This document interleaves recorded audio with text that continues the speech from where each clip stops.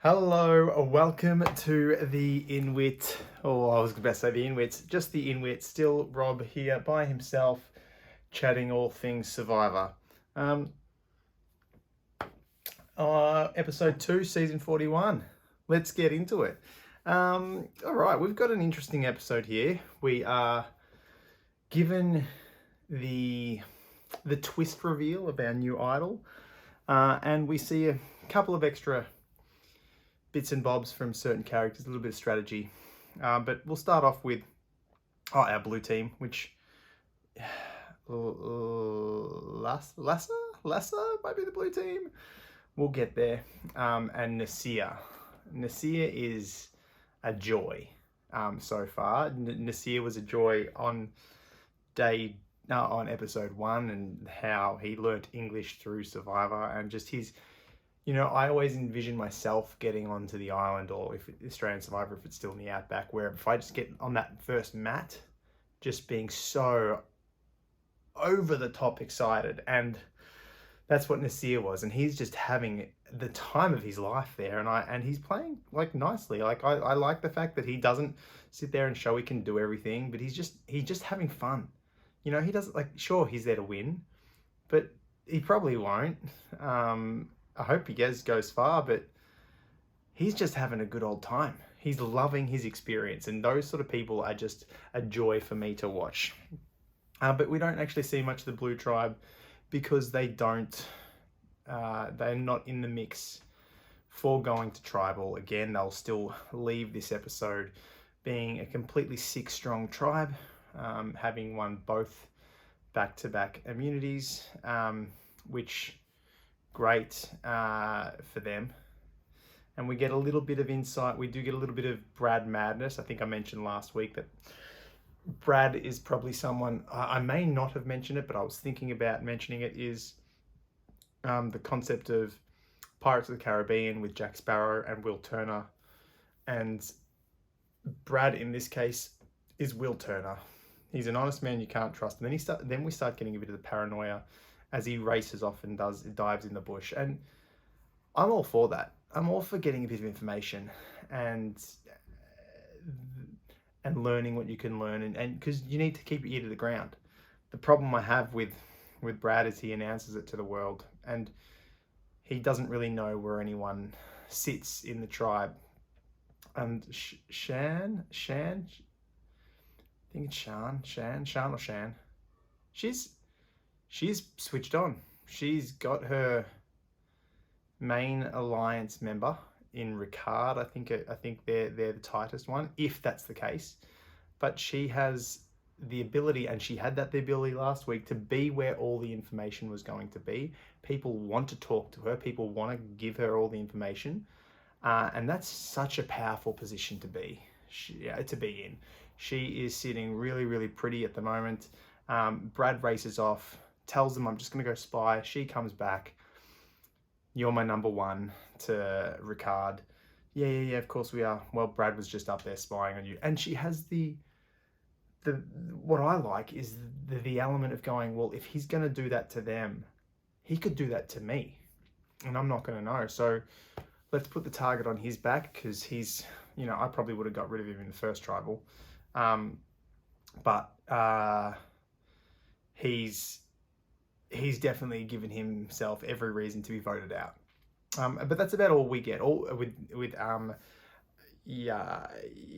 Lassa, Yahoo, Ua, Yassa, Luva. Luva is the yellow tribe, Yassa is the blue tribe, and Ua is the green tribe. I think we will get there. But he's just given himself a reason to be voted out. But we do still see the really important element there of Shan being a central figure to that tribe. However long it lasts, she is pivotal to knowing everything, and that she's put herself in a great position.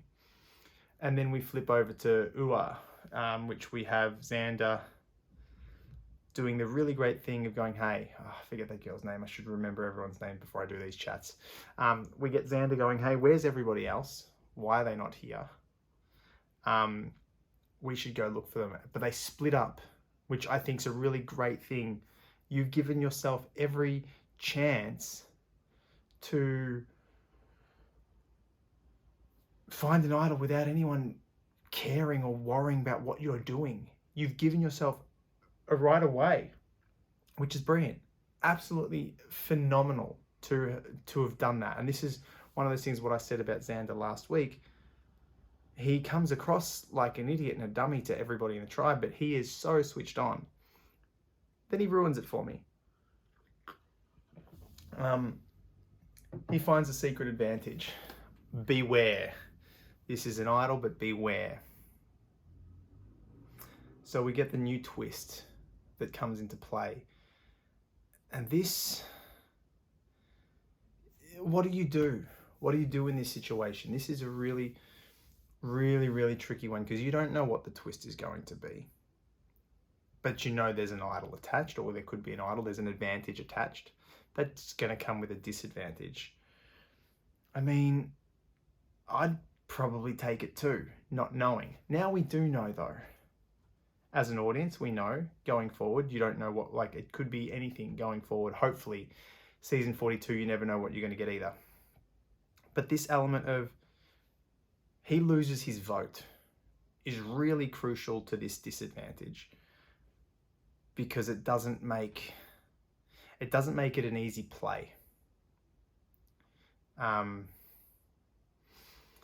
It's a really big disadvantage. It's not that he loses his vote once. He loses his vote as long as no one else has an idol on the, like all 3 idols on each island, each beach must be found. And then they have to do their little secret spy words when they're at a challenge to activate the idols. This is a really, I've been thinking about this. I watched the episode a couple of times now, and I've been thinking about how to play this because, I mean, if you're a long-time viewer of the Inwits, Jack and I have always been adamant that you should never, very, very, very rarely, you should be telling anyone about your idols. But in this case, he's lost his vote for whoever knows how long. He doesn't know. He's got to make sure 2 other tribes find their idol or find their advantage before he gets an idol and he gets his vote back. So if Xander doesn't tell anybody straight away, which is how I'd originally want to play it, he also has no vote. So by the time Tribal Council comes, if they were to lose, and they do lose, he's got no power anyway. So the very next day, they're all going to be like, what the hell was that no vote? Who was it? Oh, it was me. I got this disadvantage. So the tribe is going to find out regardless. So do you tell anybody about it? It's all like, and unfortunately you can't put it back now. You've opened it up. The disadvantage is so strong that part of me would say I don't even want the idol. Because most people, let's be honest, most people don't play idols very well anyway. A lot of idols get voted out before they're even played. Most of them are played incorrectly. A lot of them are played when they weren't needed to be played. A lot of them are flushed because people talk about their idols. So chances are Xander's going to play the idol wrong, and chances are most people are going to play the idol wrong. It takes a really great strategic mind, and I'm not saying Xander wasn't. I was really liking what Xander was throwing out. But he's told Evie. Now, Evie is in this not the same, but a very, very similar situation to Shan over at Yasser. She is central to everything. She's put herself in the middle. It's 2 on one side, 2 on the other. She's the swing. The others don't know of either side, so she's kind of really has all the information. Xander is unaware of this, and because he hastily goes about telling everybody about this idol, or telling his alliance about the idol, which is really hard to have an alliance. To have an alliance you want to tell about an idol 3 or 4 days into the game, it's a little bit early to throw that sort of trust out there, to be honest with you. But he does, and that's in my opinion, it was a big mistake talking about it. Then sit on it for a bit and understand how, maybe work out another way to approach it, or gauge everyone where everyone's sitting. He's jumped the gun. He's told everyone, even though he probably had to voice the disadvantage before tribal, so the no vote doesn't come as a surprise. But by telling Evie takes all the power, and she already knows, well, he's already got a vote. He's already told me he's got the extra vote. He's now told me he's got an advantage. This guy has become the most dangerous player, and we've completely underestimated him right from the get-go. And that's why Xander's play becomes a really foolish maneuver, to not read where tribal lines have been drawn. And to not, this hasn't been done before. We haven't seen get an idol, or you can't get this idol won't be activated without this, and you get that disadvantage. That disadvantage is really key here. That really needs a lot more thought into how you play it. I would have held on to that knowledge, because knowledge is power. You can bluff your way out of something, and I don't know if I think his second vote is also not counted as well. But if he could potentially use that extra vote, if that didn't count to his no vote, he could get away with it one tribal. But he had to hold on. He had to see how things were going. He's already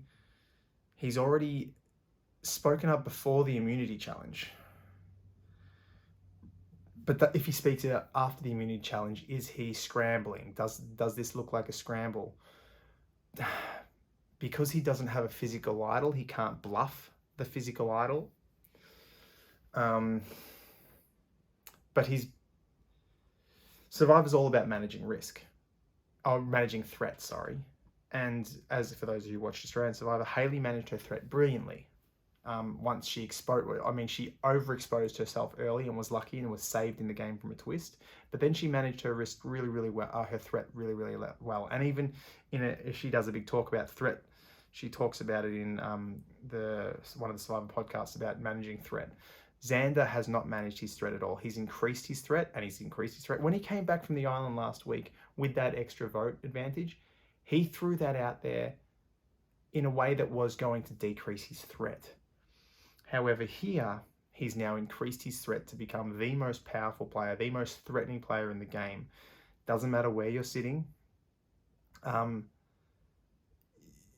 also, in a tribe of 5, you got nowhere to move. This is what we're talking about last week. It's hard to start a game in tribes of 6, because there is not many places to hide. Xander's exposed himself in a tribe of 5, and not understanding who's with who, or hasn't read that play properly. She should have been home. He's lucky. He's lucky he didn't go home, because Evie was right. We got to get rid of him, and the 2 girls are on board as well. It just comes down to a paranoid person who's on the chopping block, screwing up everything, and causing another vote. Now, before we go into that a little bit, I did say Evie is like Shan, but not quite. They're very similar players. Evie's making some big mistakes that will cost her sooner or later, I reckon. I believe. She's in a great position at the moment, and it makes perfect sense. There's only 5 of us left. Next time there's only going to be 4 of us left. We've got the major alliance here. These tribes aren't going to... We don't know. I would love to see that no merge. That would be hilarious to see this thing not go to merge until really low numbers. And the Uwa tribe could be wiped off the map. That would be... if there's... Well, you probably couldn't be. You could only get down to 2 people, and those votes cancel each other out. Unless someone's got an immunity. But they could get down to 2 people, and then they'd have to split up on themselves. But the theory behind, well, we don't need Xander anyway, because sooner or later there's going to be a tribe mix-up, is that's sound way of thinking. It doesn't really matter in a tribe this small, and these small tribes. You can't play a 3-tribe game for too long. All they have to do is survive.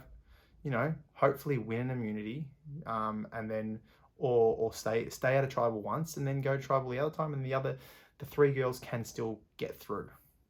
And if there's only 3 of them left, the other tribes have to manage their tribes anyway. They're going to have to sit 3 people out, sit 2 people out, and the tribes are going to be balanced come the reward challenge.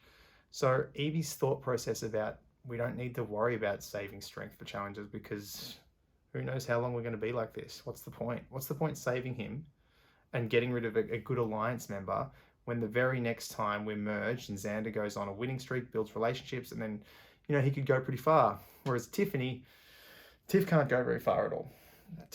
You're dragging Tiff along. She's an anchor. She's a goat so far. She's not fit for Survivor. She's already struggling, and it's day 4. And I know this is a harder Survivor. I know you don't have any food, and I know Flint is being taken off every time you lose a challenge, which is kind of cool, because now it means it's not just about making fire with Flint. You got to be able to make fire without Flint, so you don't rely on the Flint. Love that. So Evie's thinking is really on the ball there. We don't need to save Xander, because what's the point? But the problem I have with Evie is we see it very, very strongly. It's evident when she goes to make that decision, risk her vote. The same thing, and goes with the other dude. Information is power. And her strategy is to give up other people's information and not her own. And I get the logic, but there's that old adage, loose lips sink ships. And this is what Evie is doing. By trying to build trust with other people by throwing other people under the bus, it goes back to the same things what Sean said. If this guy is going to go and run around and sneak out and hide and listen to conversations, maybe he'll do that to me. If Evie is going to throw someone under the bus as heavily as she threw Xander under the bus, what's to say she's going to do that with me? She's building up relationships through... I always believe the best way to build a relationship, again, I haven't played the game, is definitely through heart-to-heart connection. Evie's relationship building, Evie's alliance building is coming purely out of strategic malice. She's throwing other people out. She's, I know all this information, but this isn't your information to give. She's giving up all this information, which is probably more powerful if she kept it to herself. Because what she's doing is by saying Xander's got the advantage, Xander's going to go home next. Being so open about strategy, and albeit someone else's secrets, you're just putting yourself in jeopardy for someone going, well, this is what she told me. And she's, I can't trust her with my secrets. If I can't trust her with my secrets, I can't trust her in my alliance. And if I can't trust her in my alliance, she's better off going home, because she is playing hard. Whereas Sean, her connections don't seem to come from the strategic element. Evie had a great opportunity to build an alliance on an external tribe, with a genuine alliance. Find out about that guy. Find out that this guy's a doctor and, he's doing it for his family, and find out that. Connect with someone outside of the game. And whether or not that means you're going to hurt people's feelings later on down the track, I strongly believe that's the best way to go. By connecting with people through, yes, talk strategy, and talk the game, but knowledge is power, and don't give that power up. And then when you start giving it up so freely, that's the thing. Those loose lips, they're going to sink your ship. You're going. So I think Evie's playing an okay game, right now, but she's really letting herself go by, I mean, she gets away this vote because she's got the numbers. It's 3 versus 1 now. But it's just when tribes get mixed around and people start to talk, you know, if tribes get mixed around next vote, Xander talks to the other dude, which I wish I remember his name, and they start to communicate, and then that spreads. That you can't trust Evie because she's lying. She'll tell you what, she just gives up every bit of information. No. Keep that information close. Even though it's not your information, it becomes your information. It becomes your power. It becomes your leverage. You can use that against other people. And what she's doing is, yes, she's technically using it against other people. She's using their power, their information against them, but she's doing it for a short-term gain. And I believe, come end game, and she'll probably make it. She'll get pretty far, but I think that will be her the straw that breaks that camel's back, and she'll be voted out, and she won't get to the end purely on that little element. By giving up too much, by not keeping it to your chest. What she could have done if she wanted, like she walked there and she went to build trust up with this dude, with the other tribe, by going, I need to keep my vote. You definitely get this vote. Please risk your vote. I'm giving you a risk of vote. So great. Build up trust by telling someone that I'm giving you a extra vote. Awesome. That's cool. I'm all about that. But I'll also build up trust by telling you this, telling you that, telling you this. What are you getting in return? You haven't gotten any information. You've given up all this power to this other person who's retained all the power and information, because you got no idea what's going on in that tribe. They're a tribe of 6. You got no idea who's in charge. You got no idea that that JD can just make. Oh no, JD's on the other tribe. You sacrificed too much and you gave up too much, which means later on down the track, I think that'll bite her in the ass. To sum that up, I just think that's a really bad strategy. You want to keep that information, and she should use that moment where you have one-on-one time, uninterrupted, to actually get to know someone. I mean, the people who don't, that get to the end, that do play hard, and obviously I'm not comparing Evie to a Russell Hantz, but Russell Hantz gets to the end back to back on pure strategy, never builds up a human relationship with any of them, and because of that, they despise every act he did, because it was all the game. There was no human connection. There was no heart to his game.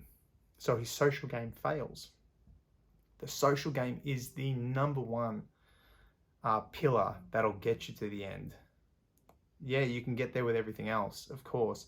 But if you having a strong social game, and you look at the recent Australian Survivor, Hayley's social game was better than George's social game. Nobody liked George. George was too heavy focused on getting across the line.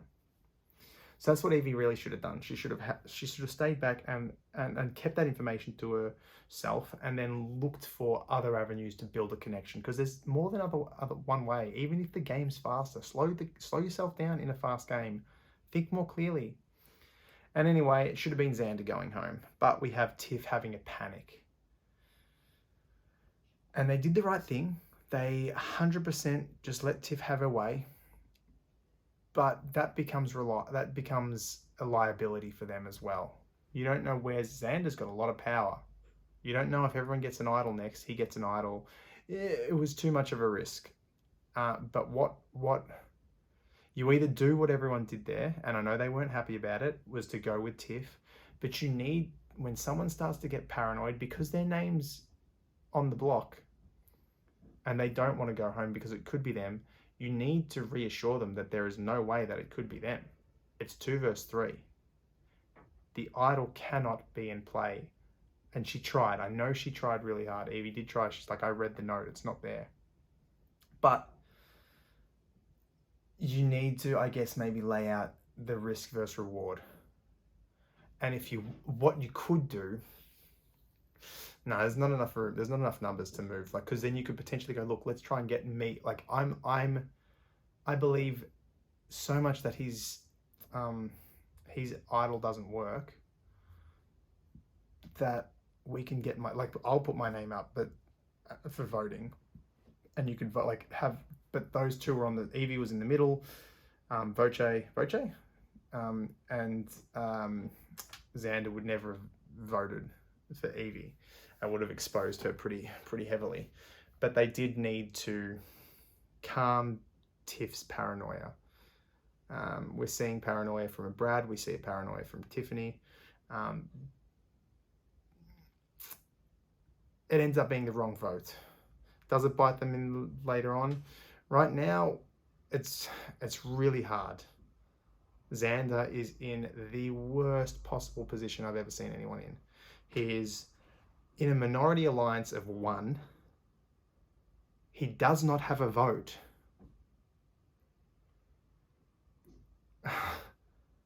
And he doesn't have a working idol.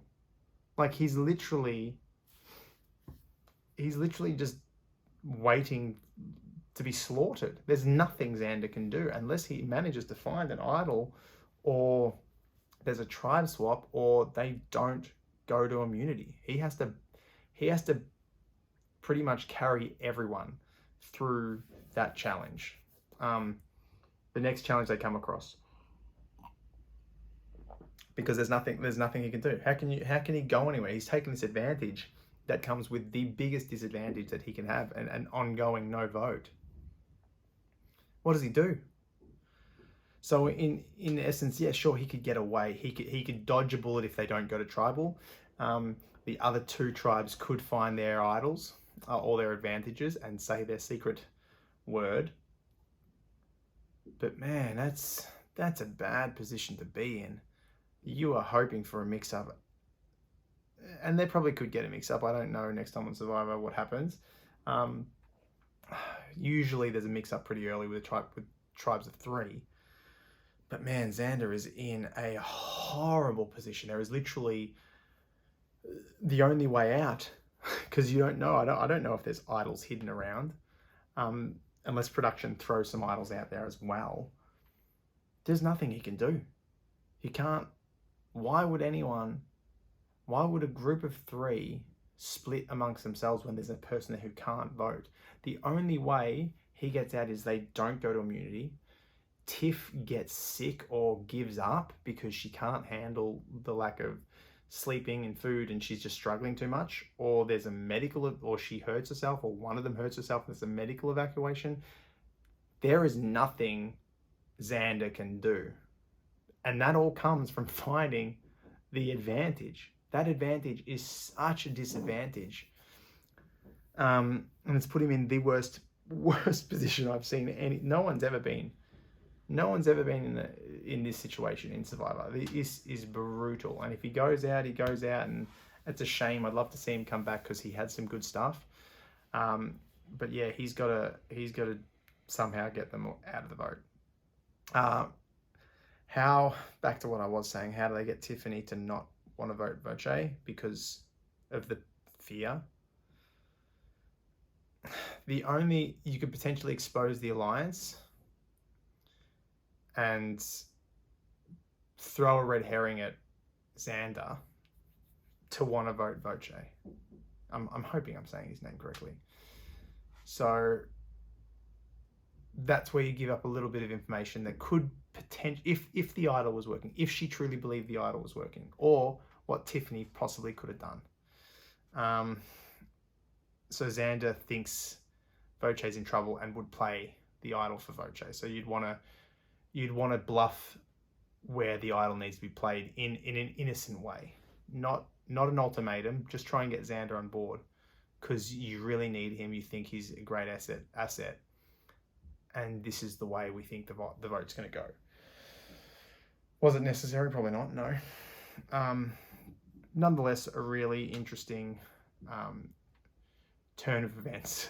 Like, that sucks for Xander. And we will see what happens. Hopefully he wins immunity because he's a great player.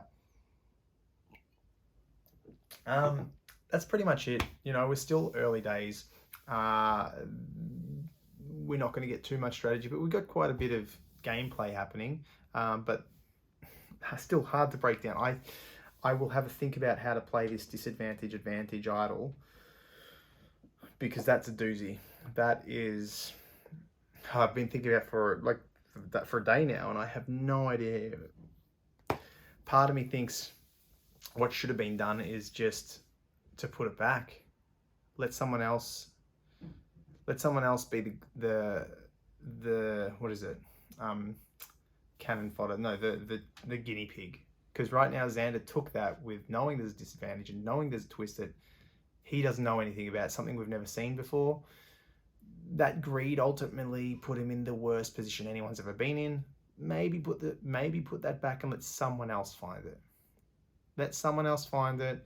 They come to you. You vote them out. If you want it now that you know it's probably going to be out there again, you can go find it. Just take, again, like I said last week, it's meant to be a 26-day game. It's a much faster game. And in this much faster game, my impulse is to take the pedal off the floor, and slow things down. Because everyone keeps talking about how quick this game's got to be. And when everyone's going a million miles a minute, that means you can slow down. You've got time when everyone else is racing around. So if you step back, if you allow someone else to make the mistake that you've made, or that you would have made if you took that advantage, that gives you